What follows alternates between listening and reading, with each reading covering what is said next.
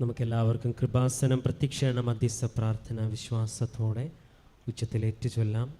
അമ്മേ പരിശുദ്ധയമ്മേ, ദൈവമാതാവേ, കൃപാസനത്തിലൂടെ ഞങ്ങൾക്കും ഞങ്ങളുടെ ദേശത്തിനും അമ്മ മാധ്യസ്ഥം തേടിത്തന്ന എല്ലാ അനുഗ്രഹങ്ങൾക്കും കൃപകൾക്കും ഞങ്ങളിപ്പോൾ ഹൃദയം നിറഞ്ഞ നന്ദി പറയുന്നു.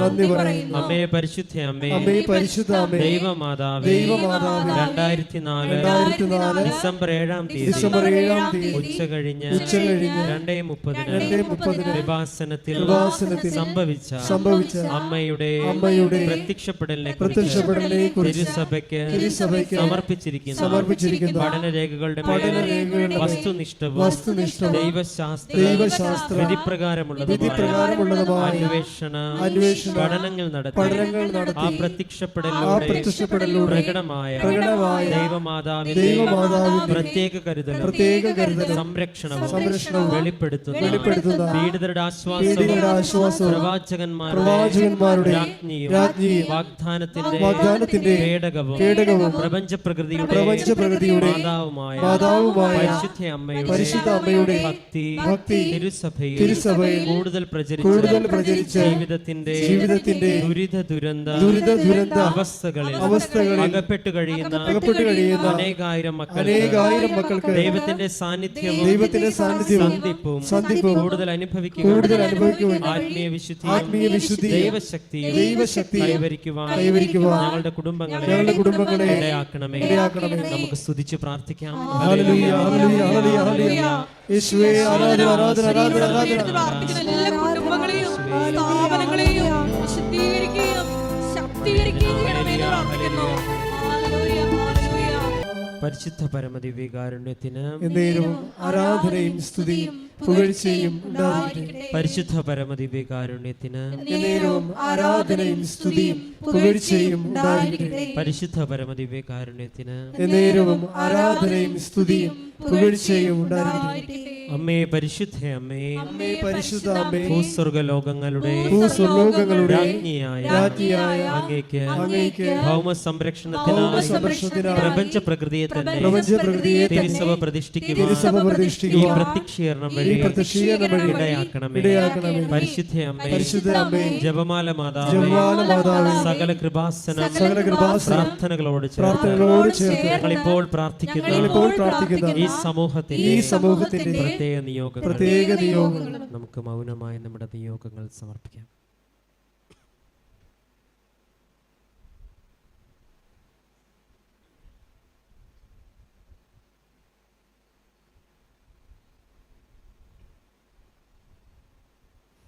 അമ്മയുടെ പ്രത്യക്ഷീകരണത്തിന്റെ ഈ അനുഗ്രഹവേളയിൽ ഞങ്ങൾക്ക് സാധിച്ചു തരുവാൻ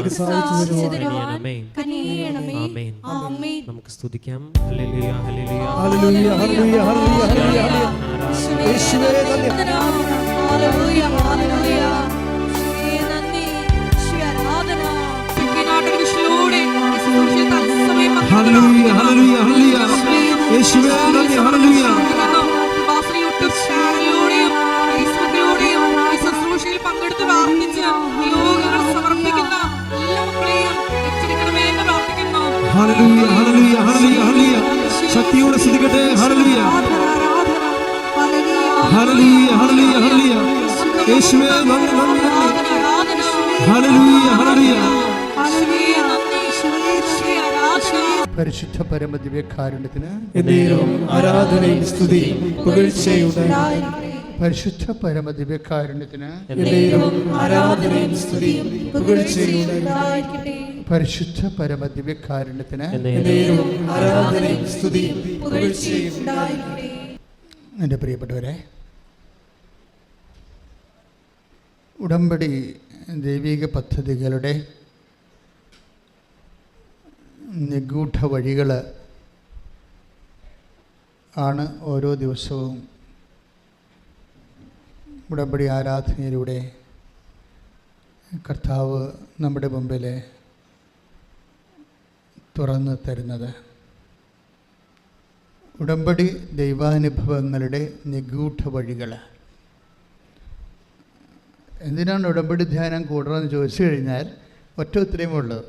ഉടമ്പടി ഫയർ ആകാൻ ആവശ്യമായ ഓരോ സൊല്യൂഷൻസ്, സുവിശേഷ വിഹിതമായ നിർദ്ധാരണ മാർഗങ്ങൾ, സുവിശേഷ വിഹിതമായ നിർദ്ധാരണ മാർഗങ്ങൾ കണ്ട് മനസ്സിലാക്കാനാണ്. അത് പ്രയോഗത്തിൽ വരുത്തണം. അതിനാണ് നമ്മൾ ഉടമ്പടി ധ്യാനം കൂടുന്നത്. അതാണ് സാധാരണ സുവിശേഷ വേലയും സുവിശേഷ ശുശ്രൂഷയും ഉടമ്പടി ശുശ്രൂഷയും തമ്മിലുള്ള ഒരു വ്യത്യാസം, ഇത് നമ്മൾ ആപ്ലിക്കേറ്റ് ചെയ്യാനുള്ളതാണ്. കാര്യം ഇത് ഉടമ്പടി ഒരു ആപ്ലിക്കേഷനാണ്. ഒരു കർത്താവ് നമുക്കറിയാം, ഉടമ്പടി ലക്ഷ്യം വെക്കുന്നത് ഓർഡിനറി ഗ്രേസ് അല്ല. ഉടമ്പടി ലക്ഷ്യം വെക്കുന്നത് അവൻ്റെ നാമത്തിൽ വിശ്വസിക്കുന്നവർക്കെല്ലാം കൃപയ്ക്ക് മേൽ കൃപ, ഗ്രേസ് അപ്പോൺ ഗ്രേസ്. ഇപ്പം എപ്പോഴും നമുക്കറിയാമല്ലോ, ഇപ്പോൾ ഒരു ഷൂട്ട് ചെയ്യുന്നവർ തന്നെ അത് ഗണ്ണൊക്കെ എടുത്തിട്ട് അവർ ആ യഥാർത്ഥ ടാർഗറ്റിൻ്റെ മുകളിലേക്കാണ് അല്പം ഉയർത്തിയാണ് സാധാരണ ഷൂട്ട് ചെയ്യണത്. എന്തുകൊണ്ടാണ്? ഭൂമിയുടെ ആകർഷണം ഉള്ളത് കാരണം. ഇത് നേരെ ഷൂട്ട് ചെയ്താൽ ഭൂമി ആകർഷിച്ച് ആ ബുള്ളറ്റ് താത്തിക്കളയും.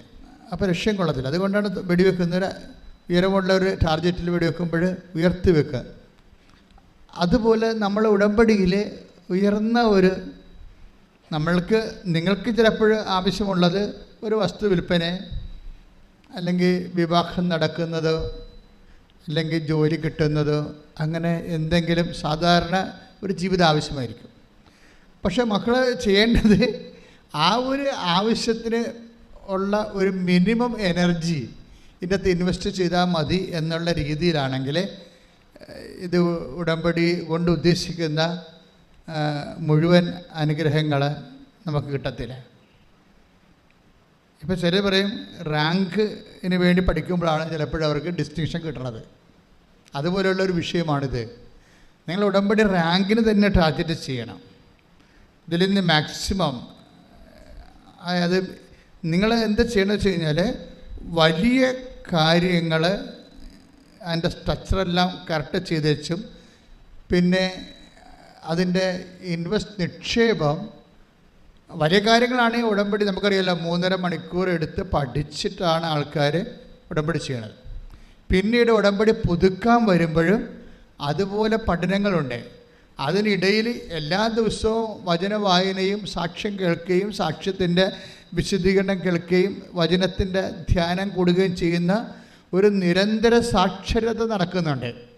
ഈ സാക്ഷരതയെല്ലാം നമുക്കറിയാം. അതായത് ഇപ്പോൾ ഇന്നലെ ഒരു സാറ് മഞ്ജൂഷ്, ഇന്നലത്തെ ഏറ്റവും നല്ല സാക്ഷി അദ്ദേഹത്തിൻ്റെ ആണ് മഞ്ജൂഷ്. അതായത് മഞ്ജൂഷ് ഫിലിപ്പ് കാഞ്ഞിരപ്പള്ളി, ഒരു അധ്യാപകനാണ്. എന്നെ ശരിക്കും പറഞ്ഞാൽ ആ സാക്ഷ്യം ഞെട്ടിച്ച് കളഞ്ഞ്. അദ്ദേഹം പറഞ്ഞത്, എൻ്റെ സാക്ഷ്യം നിങ്ങൾ കേൾക്കേണ്ടത് ഒരു ഭൗതികമായ പെർസ്പെക്റ്റീവിലല്ലെന്ന് ആദ്യമേ പുള്ളി അഡ്വാൻസ് പറയും. എൻ്റെ സാക്ഷ്യം നിങ്ങൾ കേൾക്കേണ്ടത് ഒരു ഭൗതികമായ ഒരു വിഷയത്തിന് ദൈവം എനിക്ക് തന്ന അടയാളങ്ങൾ പറയാനല്ല ഞാനിവിടെ നിൽക്കുന്നത്. ഞാൻ ഈ ഉടമ്പടിയിലൂടെ എങ്ങനെയാണ് നിത്യതയിലേക്ക് ലിഫ്റ്റ് ചെയ്യപ്പെട്ടതെന്ന് പറയാനാണ്. അപ്പോൾ അദ്ദേഹം ഉടമ്പടി ലക്ഷ്യം വെച്ചിരിക്കുന്നത് നിത്യതയാണ്. എപ്പോഴും നമ്മൾ ശ്രദ്ധിക്കേണ്ട ഒരു വിഷയം, നിത്യത എല്ലാവരും ലക്ഷ്യം വെക്കേണ്ട വിഷയമാണ്. ഞാൻ ഇങ്ങനെ ഒരു ശുശ്രൂഷയിലേക്ക് വരണതിന് മുമ്പ് എനിക്ക് കുറച്ച് ക്ലാരിറ്റി കിട്ടിയായിരുന്നു സെമിനാരി ജീവിതത്തിലെ. ഇന്ന് നമ്മുടെ ആസ്ട്രേലിയൻ ബിഷപ്പായിരുന്ന ബെൽമോളിലെ ബിഷപ്പില്ലേ, നമ്മുടെ ബോസ്കോ പിതാവാണ് എന്നെ ക്രിസ്റ്റോളജി പഠിപ്പിച്ചത്, ക്രിസ്തു വിജ്ഞാനീയം. അപ്പോൾ അദ്ദേഹത്തിൻ്റെ ക്ലാസ് വളരെ വ്യക്തതയുള്ള ക്ലാസ്സാണ്. അപ്പോൾ അന്ന് ഞാൻ മറക്കാതെ പഠിച്ചൊരു സാധനമാണ് സാഖേച്ചേസു. ഇംഗ്ലീഷല്ല, ജർമ്മനാണ്. അപ്പോൾ അദ്ദേഹം ജർമ്മനിൽ ഡോക്ടറേറ്റ് ഉള്ള ആളാണ്, ജർമ്മൻ തിയോളജിയിൽ.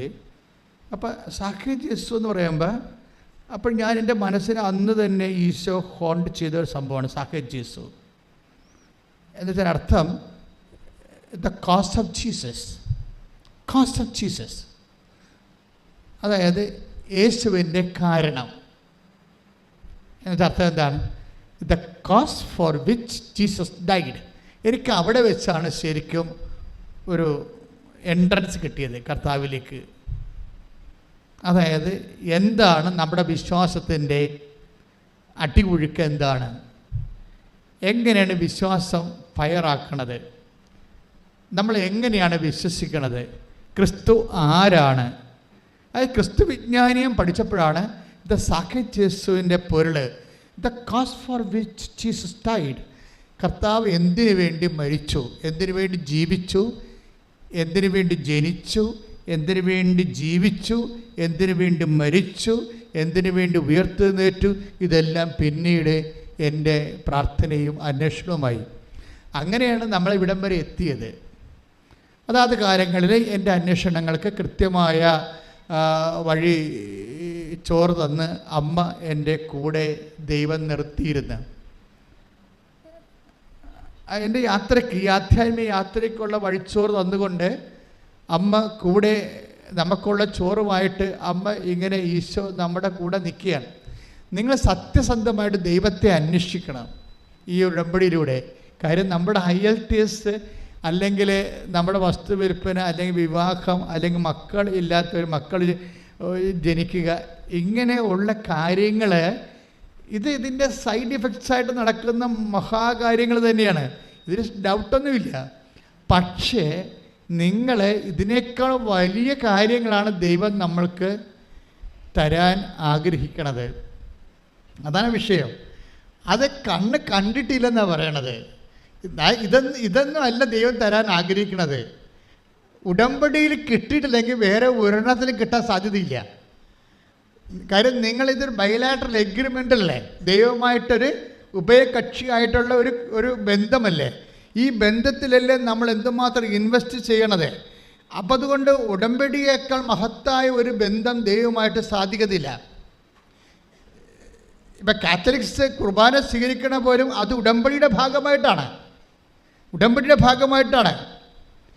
ആ ഉടമ്പടിയുടെ ഭാഗമായിട്ട് വരണത് അതിൻ്റെ നിയോഗം എന്ന് പറയണത് നിത്യതയാണ്. നിത്യതയെക്കുറിച്ച് കാഴ്ചപ്പാടില്ലാത്ത കത്തോലിക്കൻ കുർബാന സ്വീകരിച്ച ഒരു കഥയുമില്ല. നിങ്ങൾ കുർബാന സ്വീകരിച്ചതിന് ശേഷം അവിടെ പോയി കുത്തിയിരുന്ന് മകളുടെ PR കിട്ടണമെന്ന് പറഞ്ഞുകൊണ്ട് കർത്താവിനോട് പുറത്തോട്ടിരിക്കുകയല്ലേ. That is not sense. നിങ്ങളുടെ മകൾക്ക് PR കിട്ടാൻ വേണ്ടിയല്ല അവൻ ക്രൂശിക്കപ്പെട്ടത്. എൻ്റെയും നിൻ്റെയും വരപ്രസാദം നഷ്ടപ്പെട്ടു പോയപ്പോൾ ആ മനുഷ്യപ്രകൃതിക്ക് വന്നുപെട്ടു പോയ വരപ്രസാദത്തിൻ്റെ നഷ്ടത്തെ അവൻ പീഡാനുഭവത്തിലൂടെ അവർ പരിഹാരം ചെയ്തുകൊണ്ട് അവൻ്റെ പീഡാനുഭവത്തിൽ ദൈവം പ്രസാദിച്ചപ്പോഴാണ് കൃപയുണ്ടായിരിക്കുന്നത്. കൈയിട്ടിച്ച് കർത്താവ്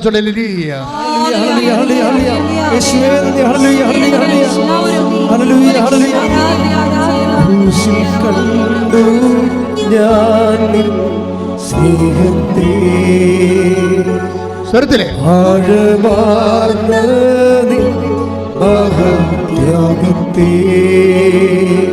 ക്രൂശിൽ കണ്ടു ഞാൻ നിൻ സ്നേഹത്തെ, ആഴമാർന്ന നിൻ മഹത്യാഗത്തെ. പരിശുദ്ധ പരമ ദിവ്യകാരുണ്യത്തിന് നേരവും ആരാധനയും സ്തുതിയും പുകഴ്ചയും. പരിശുദ്ധ പരമ ദിവ്യകാരുണ്യത്തിന് നേരവും ആരാധനയും സ്തുതിയും പുകഴ്ചയും. അപ്പോൾ ഇവൻ്റെ ഈശോയുടെ ഈ പീഡാനുഭവവും കുരിശു മരണവും അത് എന്ത്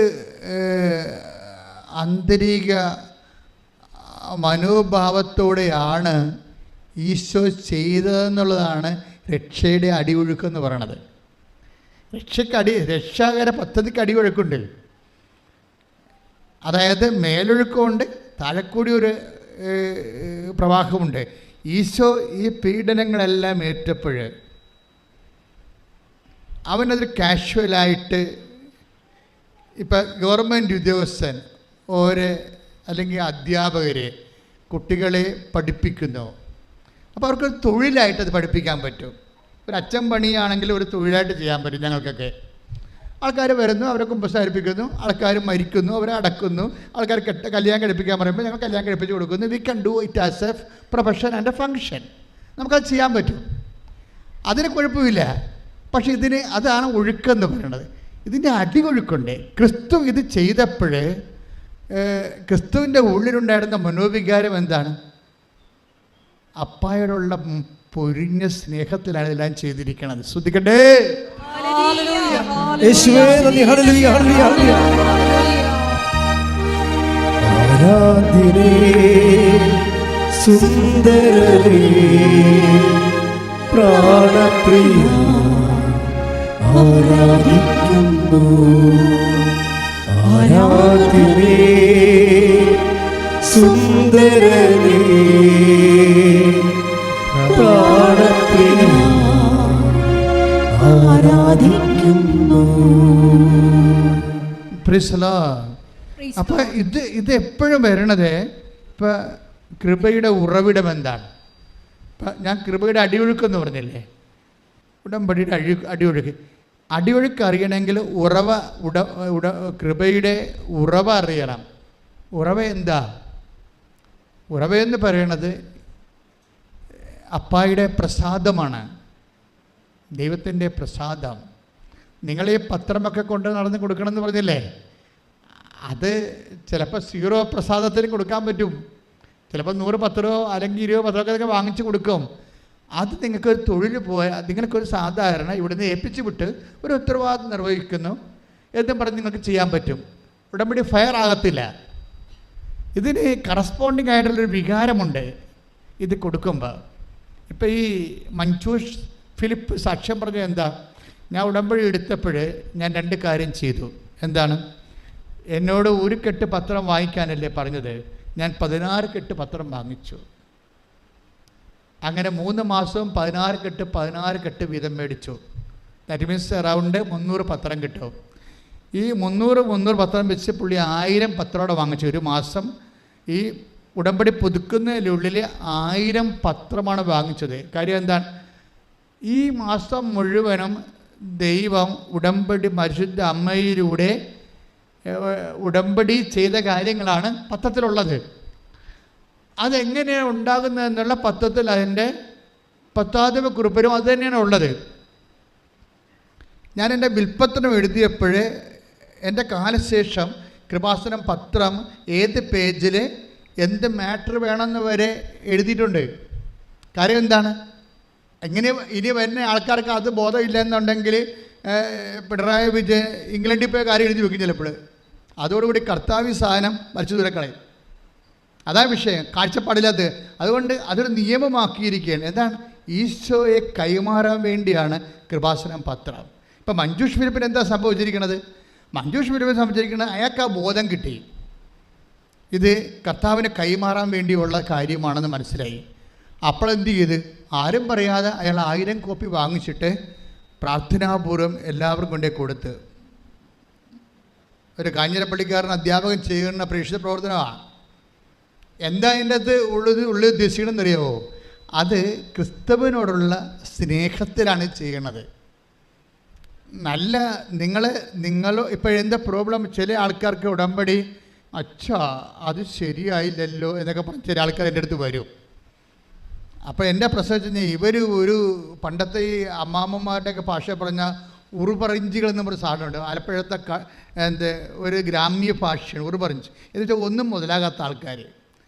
അവരെപ്പോഴും അവരുടെ വിഷയം മാത്രം ആയില്ലല്ലോ എന്ന് പറഞ്ഞ് മോന്തം കയറ്റി നടക്കും, കരഞ്ഞു കൂപ്പി നടക്കും. ഒന്നും നടക്കത്തില്ല. നിങ്ങൾ ദൈവത്തെ നിങ്ങളെ മാത്രം സ്നേഹിച്ചുകൊണ്ട് ഉടമ്പടിയിൽ ജീവിക്കാൻ പറ്റത്തില്ല. ഉടമ്പടി ഉഭയകക്ഷിയാണ്.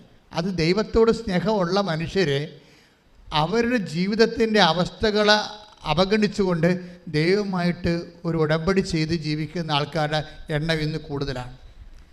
കാര്യം എന്താണ്? ദൈവത്തിൻ്റെ സന്നിധിയിൽ നിന്ന് പോകാതിരിക്കാനും ദൈവത്തിൻ്റെ സ്നേഹത്തിൽ നിലനിൽക്കാനും അത് സത്യസന്ധമായിരിക്കാനും വിശ്വസ്തമായിരിക്കാനും വേണ്ടിയാണ് ശരിക്കും നമ്മൾ ഈ വിഷയത്തിൽ ദൈവത്തെ സ്നേഹിക്കുന്നത്. അപ്പം അതുകൊണ്ട് തന്നെ പ്രാർത്ഥിക്കുക, കർത്താവായ ദൈവമേ, ദൈവസ്നേഹത്തോടെ ഉടമ്പടി വിശേഷങ്ങൾ ചെയ്യാൻ, ശുശ്രൂഷകൾ ചെയ്യാൻ എന്നെ അനുഗ്രഹിക്കണമേ. അപ്പോൾ എന്താ നമ്മൾ പ്രാർത്ഥിച്ചത്? ഉടമ്പടി ചെയ്യുന്നവരെ ദൈവസ്നേഹത്തോടെ ചെയ്യണം. അങ്ങനെ ദൈവസ്നേഹത്തോടെയാണ് ചെയ്യുമ്പോൾ എന്താ സംഭവിക്കുന്നത്? ദൈവസ്നേഹത്തോടെ ചെയ്യുമ്പോൾ ഇതാ ഞാൻ തിരഞ്ഞെടുത്ത എൻ്റെ ദാസൻ, പറഞ്ഞ് എൻ്റെ ആത്മാവ് പ്രസാദിച്ച എൻ്റെ പ്രിയപ്പെട്ടവൻ. അതാണ് കൃപയുടെ സ്രോതസ് എന്ന് പറയുന്നത്. അവിടെ നിന്നാണ് കൃപ പൊട്ടി ഒഴുകണത്. എന്ത് ചെയ്യണം? ഇതാ ഞാൻ തിരഞ്ഞെടുത്ത എൻ്റെ ദാസൻ, പറഞ്ഞ് മത്തായി ശ്ലീഹയുടെ സുവിശേഷത്തിൽ 12:18 എന്താ പറയണത്? ഇതാ ഞാൻ തിരഞ്ഞെടുത്ത എൻ്റെ ദാസൻ. അപ്പോഴേ എന്നാ സംഭവിക്കും? എൻ്റെ ആത്മാവ് പ്രസാദിച്ച എൻ്റെ പ്രിയപ്പെട്ടവൻ. ഈ ആത്മാവിൻ്റെ പ്രസാദമാണ് ഫയറിങ് എന്ന് പറയുന്നത്. ഇപ്പം ഞാൻ എപ്പോഴും പറയാം, ഇപ്പം എനിക്ക് ഇമെയിലൊക്കെ കിടപ്പുണ്ട് ആൾക്കാർ കമൻറ്റ് ചെയ്യുന്നവർ, പിന്നെ വാട്സപ്പിൽ കമൻറ്റ് ചെയ്യും, യൂട്യൂബിൽ കമൻറ്റ് ചെയ്യുന്നവർ ഉടമ്പടി ഫയറായെന്ന് തന്നെയാണ് പറയണത്. ഉടമ്പടി ഫയറാകുക എന്ന് വെച്ചതിൻ്റെ അർത്ഥം എന്ന് വെച്ച് കഴിഞ്ഞാൽ ദൈവത്തിൻ്റെ ആത്മാവ് പ്രസാദിക്കുകയാണ്. അപ്പം നിങ്ങൾ ഇവിടുന്ന് ഇറങ്ങിപ്പോകുമ്പോൾ അല്ലെങ്കിൽ ഉടമ്പടി ധ്യാനം കൂടിക്കഴിയുമ്പോൾ നിങ്ങൾ ചിന്തിക്കേണ്ടത് ഇന്ന് ഉടമ്പടി ഫയറാക്കണം. ഞാനതുകൊണ്ട് ദൈവത്തിൻ്റെ ആത്മാവിനെ പ്രസാദിപ്പിക്കും. പറഞ്ഞേ, ഇന്ന് എൻ്റെ ഉടമ്പടി ഫയറാകും. കാരണം ഞാൻ എൻ്റെ ദൈവത്തിന്റെ ആത്മാവിനെ പ്രസാദിപ്പിക്കാം. അമ്മേ പരിശുദ്ധമ്മേ, സ്വർഗീയ അപ്പായുടെ ഹൃദയം പ്രസാദകരമാക്കാൻ ആവശ്യമായ ദൈവസ്നേഹത്തോടെ ഉടമ്പടി ജീവിക്കുവാൻ എനിക്ക് അഭിഷേകം നൽകണമേ. പരിശുദ്ധ പരമ ദിവ്യകാരുണ്യത്തിന് ആരാധനയും സ്തുതിയും പുകഴ്ചയും. ഇതാണ് ഇതിൻ്റെ ഒരു നിഗൂഢത. നമ്പർ 1 എന്താണ്? അപ്പായുടെ മനസ്സ് പ്രസാദാത്മകമാകണം. അതിനെന്ത് ചെയ്യണം? ദൈവസ്നേഹത്തോടെ വേണം ഉടമ്പടിയുടെ ഓരോ കാര്യങ്ങളും അനുഷ്ഠിക്കാനും ആചരിക്കാനും. ക്ലിയർ അല്ലേ? അല്ല നിങ്ങൾ രാവിലെ ഒരു മെക്കാനിസം, ഒരു യന്ത്രം പോലെ എഴുന്നേറ്റ് ഒരു തിരി കത്തിച്ച് കുറച്ച് പ്രാർത്ഥനയൊക്കെ ചൊല്ലി നിങ്ങളുടെ ജോലിക്ക് പോയി, അതുപോലെ തന്നെ വൈകുന്നേരം വന്ന് ഒരു തിരി കത്തിച്ച് അപ്പോൾ ഈ വൈകുന്നേരം രാവിലെയും തിരി കത്തിച്ച് ഉള്ള പ്രാർത്ഥന മാത്രമല്ല ഉടമ്പടി. ആ പ്രാർത്ഥന എല്ലാം കൂടി നിങ്ങൾ പ്രാർത്ഥിച്ചാലും 30% നമുക്ക് റിട്ടേൺസ് വരണത്. ഞാൻ എപ്പോഴും പറയുന്ന.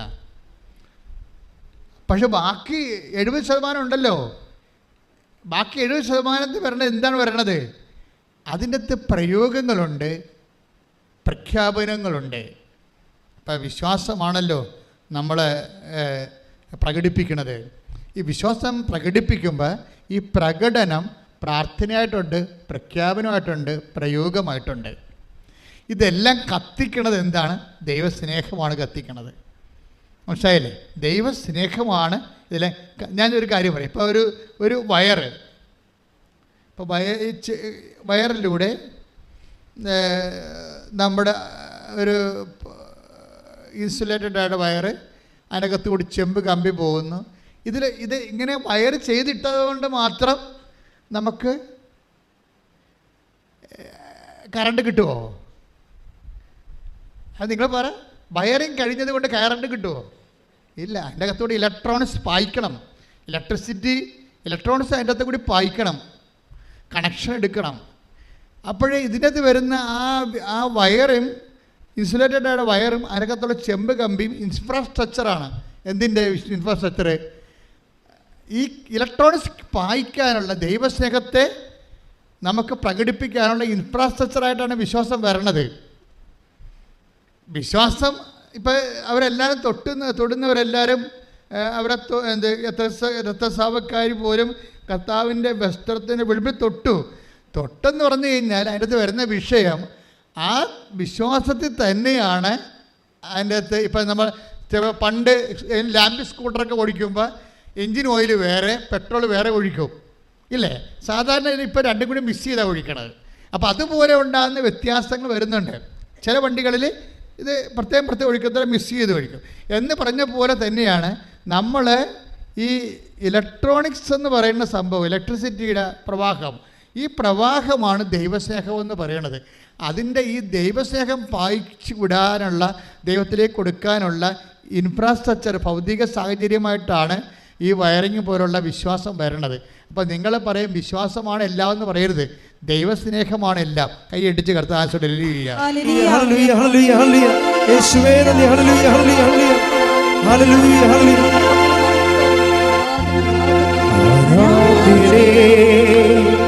സുന്ദരരേ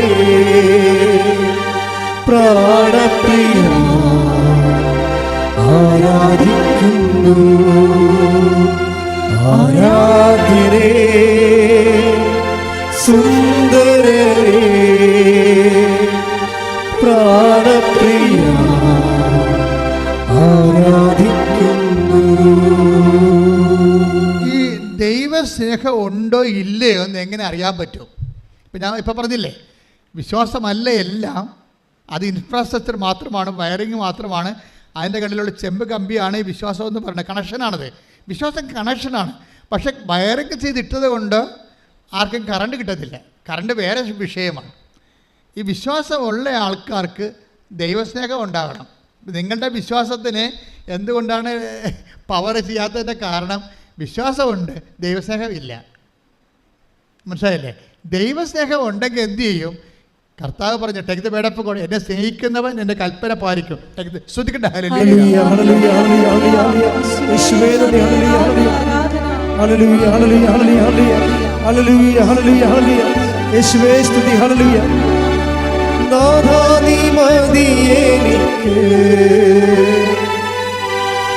നിൻ കൃപ മതി എനിക്ക്, നാഥാ നീ മതി എനിക്ക്, നിൻ കൃപ മതി എനിക്ക്, ഈ മരുയാത്രയിൽ തിരുകൃപ മതി എനിക്ക്. യോഹന്നാൻ 14:15. യോഹന്നാൻ 14:15. നിങ്ങൾ എന്നെ സ്നേഹിക്കുന്നുവെങ്കിൽ എൻ്റെ കൽപ്പന പാലിക്കും. ഞാൻ പിതാവിനോട് അപേക്ഷിക്കുകയും എന്നേക്കും നിങ്ങളോട് കൂടെ ആയിരിക്കുവാൻ മറ്റൊരു സഹായകനെ അവിടുന്ന് നിങ്ങൾക്ക് തരുകയും ചെയ്യും. അതായത് ഒരു വ്യക്തിക്ക് ദൈവസ്നേഹം ഉണ്ടോയെന്നറിയാൻ വേണ്ടി കുറേ ഇൻഡിക്കേറ്റർ ലാംപ്സ് ഉണ്ട്. ഒരാൾക്ക് ദൈവസ്നേഹം ഉണ്ടോ ഇല്ലേ? പനി ഉണ്ടോ എന്നറിയാൻ വേണ്ടി എന്താ ഉള്ളത്? തെർമോമീറ്റർ അല്ലേ? കക്ഷത്തോ വായില കുത്തി കയറ്റി വെച്ചിട്ട് നഴ്സുമാരിങ്ങനെ നോക്കിക്കൊണ്ട് നിൽക്കും. അതുപോലെ തന്നെ നമുക്ക് ദൈവസ്നേഹം ഉണ്ടോ ഇല്ലെന്ന് അറിയാൻ വേണ്ടി കുറേ ഇൻഡിക്കേറ്റർ ഉണ്ട്. എന്താ ഇപ്പോൾ കൃപാസനം മാതാവിൻ്റെ ഇൻഡിക്കേറ്റർ നമുക്കുണ്ടായിരുന്നു. ഞങ്ങളൊരു വീട്ടിൽ ചെന്നപ്പോൾ എവിടെയാണെന്ന്, സണ്ണിയുടെ വീട്ടിലാണ് ചെന്നപ്പോൾ അവിടെ കൃപാസനം മാതാവിൻ്റെ സന്ധ്യയ്ക്ക് ഒരു ചെറിയൊരു ചതുരത്തിൽ മാതാവ് ഇങ്ങനെ തെളിഞ്ഞ് നിൽക്കണം. അപ്പോൾ ഒരു പ്ലഗ്ഗാണ്, ആഴ കൊണ്ടുവന്ന് കൊടുത്താണ് ഇവിടെ. ഇപ്പം തീർന്നാൻ തോന്നണം. ഇങ്ങനെ കഴിഞ്ഞാൽ രാത്രി മാതാവ് ഇരുട്ടത്ത് തെളിഞ്ഞ് നിൽക്കും. എന്നുവെച്ചാൽ അതിൻ്റെ കറണ്ട് ഉണ്ടെന്ന് അറിയാനുള്ള ഇൻഡിക്കേറ്ററാണത്. ഇൻഡിക്കേറ്റർ ഇതുപോലെ ഒരു വ്യക്തിക്ക് ദൈവസ്നേഹം ഉണ്ടോ ഇല്ലേ എന്നറിയാൻ വേണ്ടി ഇൻഡിക്കേറ്ററുണ്ട്. എന്താ ഇൻഡിക്കേറ്റർ? എൻ്റെ അടുത്തുള്ള സൂചന, ഈ ആൾക്ക് ദൈവസ്നേഹമുണ്ട്. എന്താ സൂചന? ഒന്നാമത്തെ സൂചന, ഇയാൾക്ക് നിത്യതയെക്കുറിച്ചുള്ള ആർഡൻ്റായിട്ടുള്ള ചിന്തകളുണ്ടാവും. അതാണ് ഏറ്റവും കാര്യം. വെച്ചാൽ ദൈവത്തെ സ്നേഹിക്കുന്നവൻ ടെമ്പററി ആയിട്ടല്ല സ്നേഹിക്കണത്. ആണോ? അല്ല. നിങ്ങളിപ്പോൾ നമ്മുടെ എല്ലാ റിലേഷൻസും ടെമ്പററിയാണ്. മക്കളോടുള്ള റിലേഷൻ എന്താ? ടെമ്പററിയാണ്. അമ്മ മരിക്കുമ്പോൾ മക്കൾ കമന്ന് വീണ് നിലവിളിക്കുന്നു, കുറച്ച് കഴിയുമ്പോൾ അടക്കുന്നു, പിന്നെ ഒരു കൊല്ലം കുഴിക്കെ പോയി പ്രാർത്ഥിക്കുന്നു, ചിലപ്പോൾ ഒത്താലായി, ഇല്ലെങ്കിൽ പിന്നെ ഇല്ല. ആ ചാപ്റ്റർ ക്ലോസ്. ടെമ്പററി റിലേഷനേ ഉള്ളൂ. അമ്മയാണെന്ന് പറഞ്ഞാൽ മകളാണെന്ന് പറഞ്ഞാൽ റിലേഷൻ ടെമ്പററിയാണ് കേട്ടോ. ഇത് ഏതാണ്ട് ഭയങ്കര നിത്യ റിലേഷനാണെന്ന് പറഞ്ഞാണ് നിങ്ങൾ ഇൻവെസ്റ്റ് ചെയ്തിരിക്കണത്. അവിടെയല്ലേ കുഴപ്പം വന്നിരിക്കണേ. ദൈവത്തെക്കാൾ വലിയ റിലേഷനാണ് എൻ്റെ ഭർത്താവുമായിട്ട്, നിങ്ങളാണ് എൻ്റെ ദൈവം എന്നൊക്കെ പറയണവരില്ലേ, ഇങ്ങനെ ചുമ്മാ കറങ്ങിയടിച്ച് നടക്കുന്ന കാലത്തൊക്കെ എന്തെല്ലാം പൊട്ടത്തരാണ് മനുഷ്യൻ പറഞ്ഞിരിക്കണത്. ഇതിനെല്ലാം നിങ്ങൾ കണക്ക് കൊടുക്കേണ്ടി വരും. കാരണം ദൈവത്തിൻ്റെ സ്ഥാനത്ത് ആരെ വെച്ചാലും പണി കിട്ടാൻ സാധ്യതയുണ്ട്. കാര്യം നിങ്ങളുടെ ദൈവം അതുപോലെയുള്ള നിങ്ങളുടെ ഭർത്താവിനെ പോലെയുള്ളൊരു സംഭവമാണെന്ന് പറഞ്ഞാൽ ദൈവത്തിനെ അപമാനിക്കണം ഇതിനേക്കാൾ വലിയ കാര്യമുണ്ടാകും. അപ്പോൾ ഭർത്താവിനെ കയറി ഭാര്യയെ കയറി ദേവി ദേവാന്നൊന്നും വിളിച്ചേക്കരുത്. അവരങ്ങനെയൊന്നും അല്ല. വേറെ ഉള്ളി മനുഷ്യർ കുറച്ച് കഴിയുമ്പോൾ ചത്തുപോകും. ചിലപ്പോൾ നിങ്ങൾക്ക് മുമ്പ് ചാകും, ചിലപ്പോൾ നിങ്ങൾ കഴിഞ്ഞിട്ടായിരിക്കും ചാകണത്. എന്നാൽ ചാപ്റ്റർ ക്ലോസ് ചെയ്യും കുറച്ച് കഴിയുമ്പോൾ. ആവശ്യമില്ലാത്ത ഞാൻ ഭാര്യ ഭർത്താക്കന്മാരോട് പോലും പറയാറുണ്ട്, അമിതമായിട്ടൊന്നും അങ്ങനെ സ്നേഹിക്കാൻ നിൽക്കേണ്ടെന്ന് പറയും. എന്താ കാര്യം? ഇപ്പം ഞങ്ങളെപ്പോലുള്ള അച്ഛന്മാരെന്താ ചെയ്യണത്? നിങ്ങൾ ഭാര്യ ഭർത്താക്കന്മാരൊക്കെ സ്നേഹിച്ച് ഭംഗിയായിട്ട് കുഞ്ഞുങ്ങളെ കൂടി ജീവിക്കാനല്ലേ ഞങ്ങളൊക്കെ ആഗ്രഹിക്കത്തുള്ളൂ. പക്ഷേ ഞാൻ പറയും, ഒത്തിരി അങ്ങോട്ട് സ്നേഹിക്കേണ്ട കാര്യമില്ല. ഒരു 70% സ്നേഹം കൊടുത്താൽ മതി. എന്താ കാര്യം? ഈ സാധനം കയ്യിൽ നിന്ന് പോകും. കയ്യിൽ നിന്ന് പോകുമ്പോൾ അപ്പം കിടന്ന് നിങ്ങളെ പോയി നിലവിളിച്ചിട്ട് ബോധം കെട്ട് വീണിട്ട കാര്യമൊന്നുമില്ല. പോയത് പോയി. അപ്പം നമുക്ക് ഇന്നല്ലെങ്കിൽ നാളെ ദൈവത്തിനെങ്കിൽ കേൾപ്പിക്കാൻ പറ്റും എന്നുള്ള ബോധത്തിൽ വേണം ഭർത്താവിനെയും ഭാര്യനെയും സ്നേഹിക്കാൻ, മക്കളെ സ്നേഹിക്കാനും. ഒന്നാം സ്ഥാനം ദൈവത്തിന് കൊടുക്കണം. അത് നിങ്ങൾ ഉറപ്പ് വരുത്തണം. നിങ്ങൾ നിത്യതയെ സ്നേഹിക്കുന്നുണ്ടെങ്കിൽ ഒന്നാം സ്ഥാനം ദൈവത്തിനായിരിക്കും. ഇപ്പം മഞ്ജുഷ് സാറ് എന്താ പറയണത്? ഞങ്ങൾ ഉടമ്പടി എടുത്തപ്പോൾ ഭാര്യയും ഭർത്താവും തമ്മിലുള്ള ഞങ്ങളുടെ വീട്ടിലുള്ള എല്ലാ വിനോദങ്ങളും അവസാനിപ്പിച്ചു. എന്താ നമ്മൾ പറയണത്? ഞങ്ങളുടെ റിലേഷൻസ് എല്ലാം അവസാനിപ്പിച്ചു. കുറച്ച് നാൾ ദൈവമായിട്ട് ജീവിക്കാൻ തീരുമാനം. എന്ത് സത്യസന്ധമായിട്ടാണ് വിഷയം സീരിയസ് ആയിട്ട് ആൾക്കാർ എടുക്കണത്. നല്ല എഡ്യൂക്കേറ്റഡ് ഓഡിയൻസ് എല്ലാം ഇപ്പോൾ ഓടിയുമ്പോൾ എടുത്തിട്ടുണ്ട്. അതെന്താ കാര്യം? അവർക്ക് ഇതിനെക്കുറിച്ച് ഇതിൻ്റെ ക്ലാസ് കേട്ടപ്പോൾ അവർക്ക് മനസ്സിലായി ഇത് സംഭവം പക്ക സ്ക്രിപ്ചറലാണ്. തന്നെ ഇത് ആക്ടിവേറ്റ് ചെയ്താൽ, ഇതിൻ്റെ മാത്തമാറ്റിക്സ് കറക്റ്റായിട്ട് കീപ്പ് ചെയ്താൽ ഇത് ഓട്ടോമാറ്റിക്കായിട്ട് ഫയർ ആകും. ഇതിൽ നമുക്ക് അംബിഗിറ്റി ഒന്നുമില്ല. എന്താണ്? നടക്കുമോ? നടന്നാൽ കൊള്ളാം, നടന്നാലായി. അങ്ങനെ ഒരു സംഭവമില്ല. ഇത് നടന്നില്ല പിന്നെ ഒന്നും നടക്കത്തില്ല. അതാണ് സംഭവം. ഇത് നടന്നില്ലെങ്കിൽ കാര്യം ഒന്നും നടക്കത്തില്ല. അത്ര കണ്ട് പെർഫെക്റ്റ് ഫോർമുലയാണ്. അതുകൊണ്ടാണ് ഞാൻ നിങ്ങളോട് എന്താ പറയണത്, നിങ്ങൾ ഗ്രേസ് അപ്പോൺ ഗ്രേസ് ആണ് നമ്മുടെ ലക്ഷ്യം. ഗ്രേസ് അല്ല, കൃപ മാത്രമല്ല. കൃപയ്ക്ക് ഉടമ്പടി എടുക്കേണ്ട ഒരു കാര്യമില്ല. ഉടമ്പടി ജീവിക്കുന്നത് അപ്പോൺ ഗ്രേസ് ആണ്. Take the word of God. Yohannan 1:16. വായിച്ചോളൂ. അവന്റെ പൂർണ്ണതയിൽ നിന്ന് നാം എല്ലാം കൃപയ്ക്ക് മേൽ കൃപ സ്വീകരിച്ചിരിക്കുന്നു. അപ്പം നമ്മളെ സംബന്ധിച്ച് നമ്മുടെ ഒക്കേഷൻ ദൈവ വിളിയെന്ന് പറഞ്ഞാൽ എന്താണ്? ഈ മേൽകൃപയുടെ സ്വീകരണമാണ്. അതിനാണ് ഈ ഉടമ്പടിയുടെ ഡിസൈൻ ചെയ്തിരിക്കുന്നത്. ചന്ദ്രയാൻ പോലെ തന്നെ സമുദ്രയാൻ വരുന്നുണ്ട്. ചന്ദ്രയാൻ പോലെ തന്നെ ഇപ്പം 400 മീറ്റർ അല്ലെങ്കിൽ 4 കിലോമീറ്ററാണ് നമ്മുടെ ടൈറ്റാനിക് തിരക്കി പോയത്. അന്നേരം അവർ സമുദ്രത്തിൻ്റെ മർദ്ദം കൊണ്ട് ആ സമുദ്രയാനം പൊട്ടിപ്പോയി. പക്ഷേ ഇന്ത്യ വിക്ഷേപിക്കാൻ പോണത് 6 കിലോമീറ്റർ താഴെപ്പോഴുള്ള സംഭവമാണ്. 6 കിലോമീറ്റർ സമുദ്രയാൻ പദ്ധതി. ഇപ്പം സൂര്യയാൻ ഇന്നലെ പോയി, ഇനിയിപ്പോൾ സമുദ്രയാൻ വരുന്നു. അപ്പോൾ ഇങ്ങനെ നാട് തിളങ്ങുകയാണ് നമ്മുടെ. എനിക്ക് ഭയങ്കര ഇഷ്ടമാണ് ഇതൊക്കെ കേൾക്കുമ്പോൾ. എന്താ കാര്യം വെച്ചാൽ ഇന്ത്യക്കാരന് ഒരു അഭിമാനമുണ്ട്. ഏത് രാജ്യത്ത് ചെന്നാലും നമ്മൾ ചുമ്മാ കച്ചറ ആൾക്കാരല്ല. നമ്മുടെ മുമ്പിൽ സെല്യൂട്ട് ചെയ്യേണ്ട ഒരു കാലം ഉണ്ടാവും. ലോകം കൈയിട്ടിച്ച് കർത്താവ്.